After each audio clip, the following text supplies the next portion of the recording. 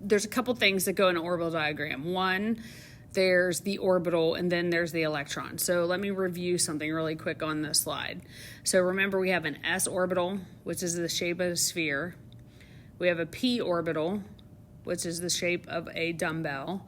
We have a d orbital, which is the shape of donuts and dumbbells. And then we have an f orbital, which we call flowers. Okay, so this is F. Within each of these orientations, so each one of these lines represents an orientation along an X, Y, and Z axis. Within each one of these orientations, you can have a max of 2 electrons. So the s orbital only holds 2 electrons. The p holds 6 electrons. The d holds 10. And the F holds 14 electrons. So that gives you the number of electrons and how many orientations there are. This slide here talks about electrons and a spin. Electrons have a spin, and electron spin describes the behavior or the direction. So electrons either spin clockwise or counterclockwise.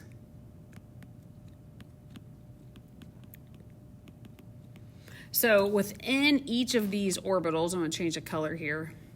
Within each of these orbitals, you're going to put an electron.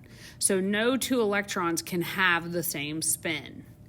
That was by Pauli exclusion principle. He said 2 electrons occupying the same orbitals must have opposite spins. So if you have an s orbital, okay, if you have an s orbital, and I'm going to put 2 electrons in there, one electron must be going up and the other one must be going down, because one's going to be clockwise and the other's going to be counterclockwise. You can't have an s orbital where you have both of them going up or both of them going down.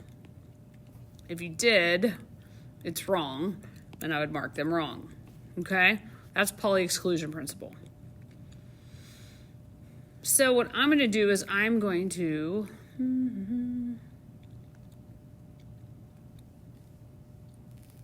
get a piece of paper here. Maybe.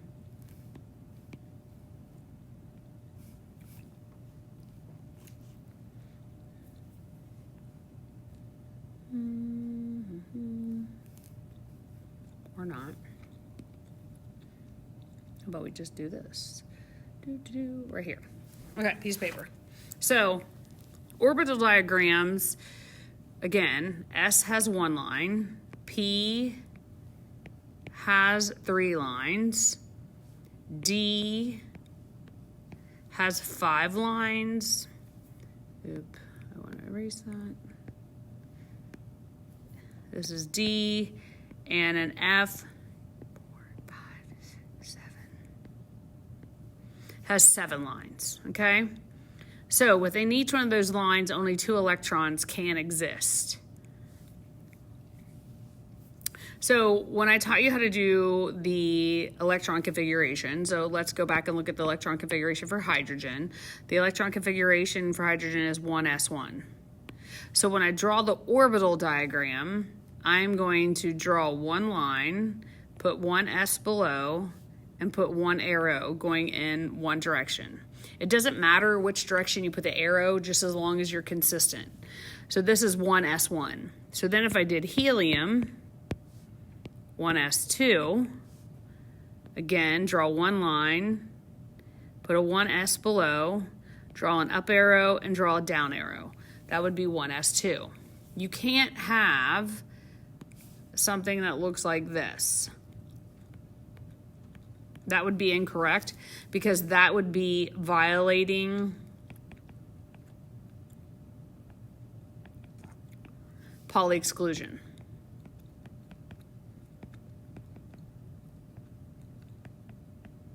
Okay? Now, let's do something a little more complicated. Let's do the electron configuration for oxygen. So the oxygen electron configuration is 1s2, 2s2, 2p4. So when I draw the orbital diagram, the S's always go first because they're the lowest energy. Then goes the P, then goes the D, and then goes the F. That is called the off-bow principle. Off-bow means building up.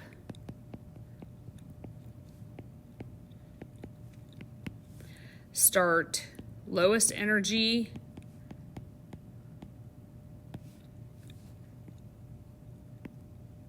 to the highest energy.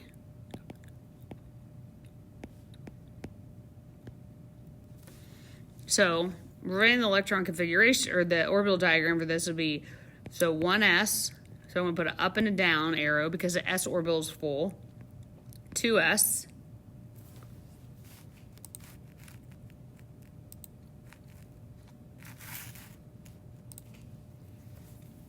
up arrow, down arrow, 1, 2, 3 lines for the 2p.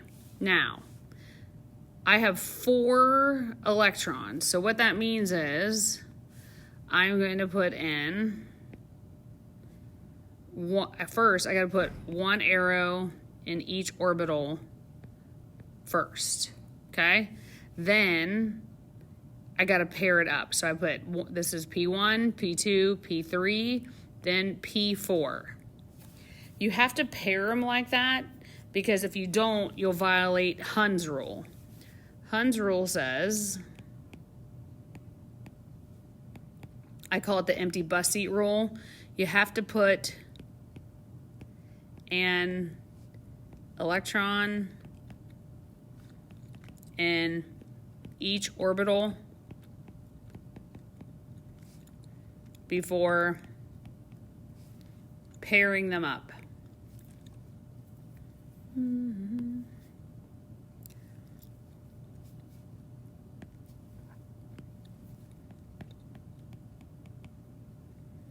But just before pairing up. Okay, so you can't put, so if I go back and do that again over here, so oxygen is 1s2, 2s2, 2p4, so I'm going to put 1 here,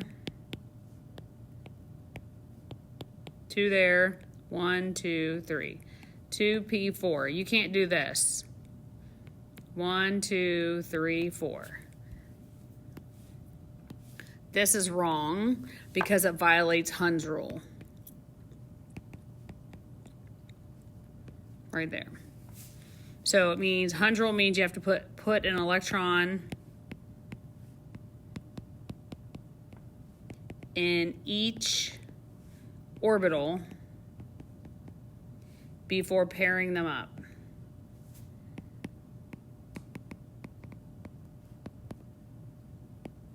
Okay? Now, if I go back and I look at the homework packet, I'm going to go to page I'm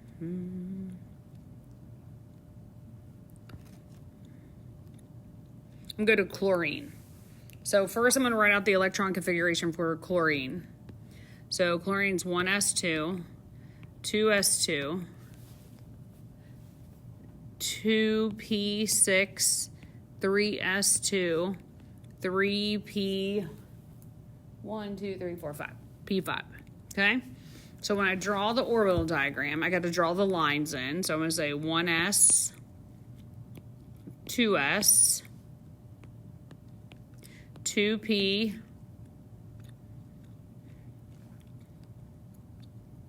3s, 3p, okay? So I'm going to put the arrows in. I'm going to put them in a different color. Let's try yellow. So 1s2, 2s2, 2p6. So I can put them all in, pairing them up that way because we know the orbital's full. 3s2, and then 3p5. This is where I put them in one at a time. 1, 2, 3, 4, 5. I'm going to erase that. That's the other one. So I have one unpaired electron there. So that is an orbital diagram.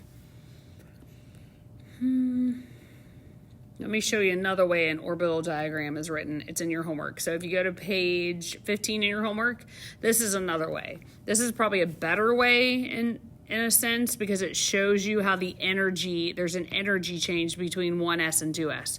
It shows you that 1s is the lowest energy where 2s is higher than 3s.